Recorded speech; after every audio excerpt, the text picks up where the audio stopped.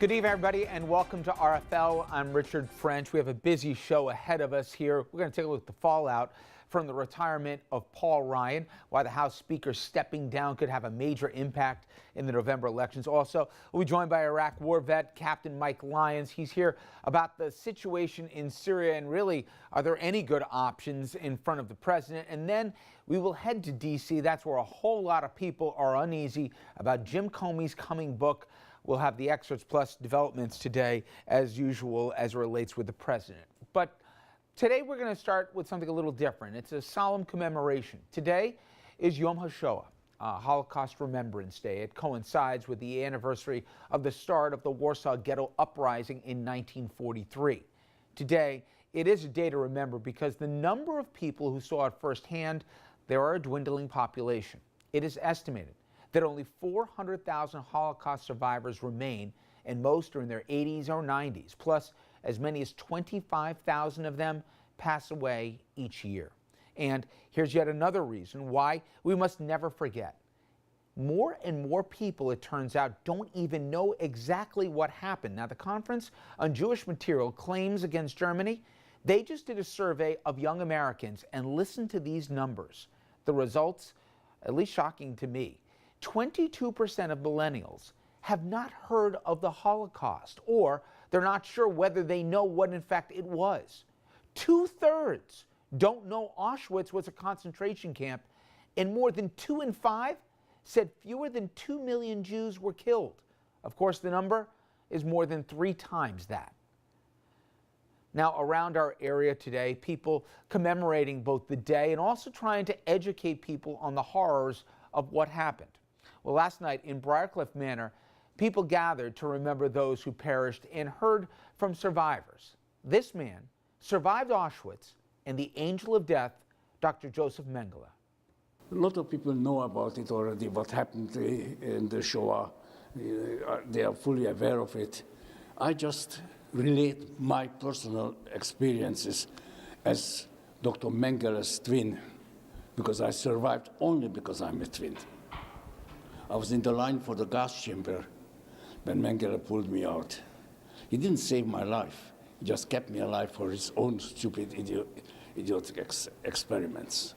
I lost my family. I lost all my family, except my father and my twin brother, all the cousins, all the aunts, I lost them all. And in White Plains today, people from across Westchester came for the annual ceremony for Yom HaShoa.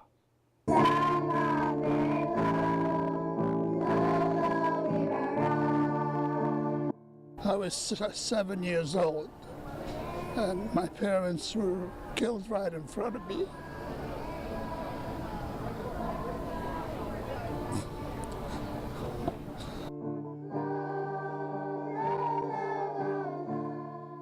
We looked like what you saw in the movies from the camps, you know, just a bag of bones. Holocaust survivors now living in the Hudson Valley telling their haunting stories from one of the darkest times in the 20th century.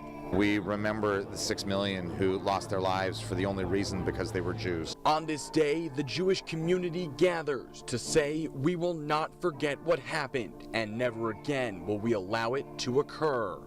Discrimination has no place in our society, and tell what I heard today to the future generations, because it needs to be heard. In front of 25 Torahs rescued from the Holocaust and now being used in Westchester synagogues, a symbol of unity. Makes us feel very much a part of this community and reminds us and everybody that we are all in this together. Today's emotional ceremony concluded with the lighting of 6 candles, 6 for the 6 million Jews who died in the Holocaust. Reporting in White Plains, Jonathan Gordon, FiOS 1 News. Now, a couple hours ago, I sat down with Rabbi Howard Goldsmith of Congregation Emanu-el of Westchester in Rye. Rabbi, thank you. Thank you for having me. For people, regardless of whatever faith they believe in, talk about why today's so important. Today is important because throughout history, we see examples when discrimination and intolerance lead to horror. And the Holocaust is the culmination of that historical progression, the time when hatred was mechanized, was standardized, was put almost like an assembly line. It's truly the worst. But any kind of intolerance, any kind of bias and discrimination are always the first steps down a path towards horror. And so for all people, whether they're Jewish or Christian or Muslim or non-believers, it doesn't matter. It's important to remember today, to mark today and remember the horrors so that we know that in our day we cannot stand for any intolerance. I'm curious, do you, and obviously you have this conversation with fellow rabbis, do you dread this day because of obviously the marker of the worst of humanity and literally an attempt to exterminate an entire faith and others? Or do you look at it as not only an important day, but something you look forward to remind everybody about obviously one of the most important things that attached to your faith?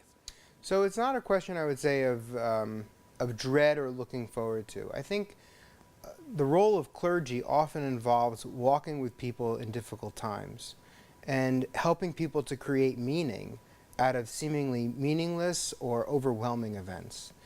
And for me, that's Yom HaShoa. It's a day when, as Jews, we come together as a community and we consider this horrible event in our history. For many of us, it's very personal. All four of my grandparents were Holocaust survivors. For other people, their families did not experience the Holocaust, but it nevertheless touches the whole Jewish people. And so today is a day not only to remember, but also to reflect on what does this mean, and how do we live with it? How can we continue to be a strong people, and how can we continue to have meaningful faith in light of these horrors?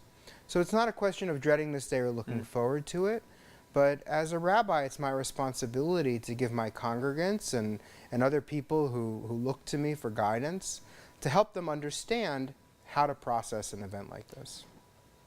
Even of additional significance with the numbers that I just read in terms of this vanishing population, there were eyewitnesses to this personally. But I would also think, given the times we're in, I mean, we saw Charlottesville, we've seen the numbers, hate crimes are up right now.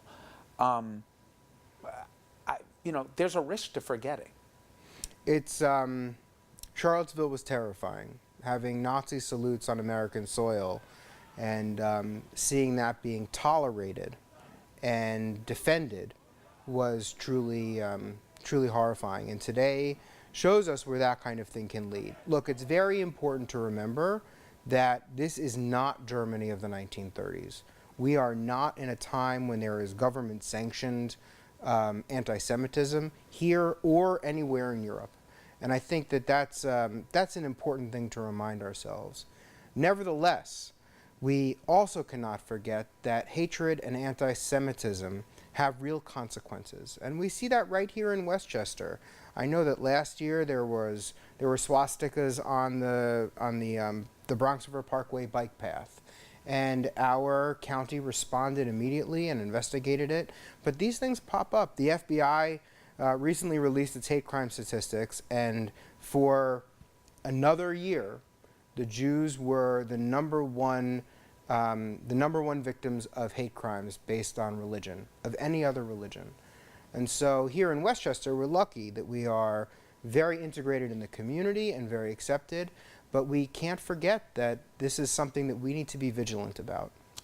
Were you shocked by some of those numbers in terms of, particularly with millennials, how many didn't even know the existence of the Holocaust, let alone those who did, how many people died?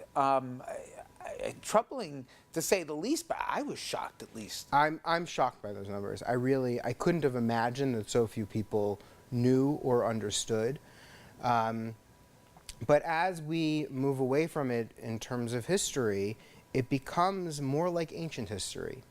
For young people today, they didn't grow up with Mrs. Schwartz down the street who was a Holocaust survivor.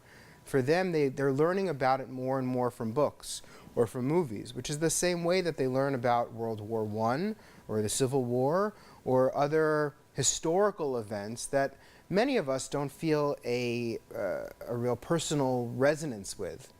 And so it makes the responsibility on us to educate incredibly important. And there's a further point. Educating doesn't just mean running down lists of statistics, how many people died, how many concentration camps there were, the procedures that the Nazis used. Doing that's important, but it also sets kids up to look at that and say, that is so outside the realm of experience that I have, so distant from anything I can conceive of, that they won't be able to personalize it. Instead, we need to make sure to focus on themes like intolerance and discrimination to show the important ways that the lessons of the Holocaust resonate today. And when we can show that, the students will begin to personalize it not only as something horrible that happened to the relatives of people they know, but also as something that can teach us important lessons about our own lives. Is that something you have to navigate on this day, which is that the grief isn't just so overwhelming that there isn't something to take away, also to say never again? Saying never again is the first and foremost thing that we need to say, to make sure that the Jewish people, to make sure that no people ever face the sort of genocide that was faced during the Holocaust. And by the way, in terms of the Jews, we're doing okay, but genocide happens around the world. And we're failing at never again for the rest of the world. And as a society, we need to do much better with that. The issue that I face with my congregants, because my congregants and even the kids in my congregation, they know. They're not part of that statistic. Right. They know. But what I need to do is to help them to make meaning, to help them understand, based on the fact that this happened, what am I to do? And there are two things that I tell people. The first is that we need to avoid fetishizing the violence, fetishizing and focusing on the death and destruction. It's too easy to focus on that aspect of the Holocaust. But what I think is even more important than remembering the destruction is remembering what was destroyed.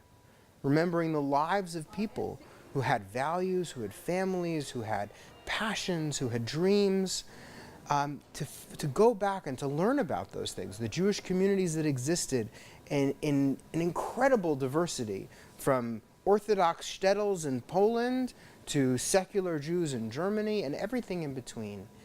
And to find in those stories something that resonates for each one of us, and then to commit ourselves to living out life for those whose lives were taken from them. Today is the day to remember the death and destruction, but tomorrow we need to wake up, attach ourselves to the values and hopes and dreams of those people whose lives were taken, and then we need to live out those values and those hopes and those dreams. In that way, we can never redeem the events of the Holocaust, but in that way we can make meaning out of them. And that's a lesson that I learned from my grandfather, who survived the Holocaust. Rabbi, thank you very much. Thank you very much.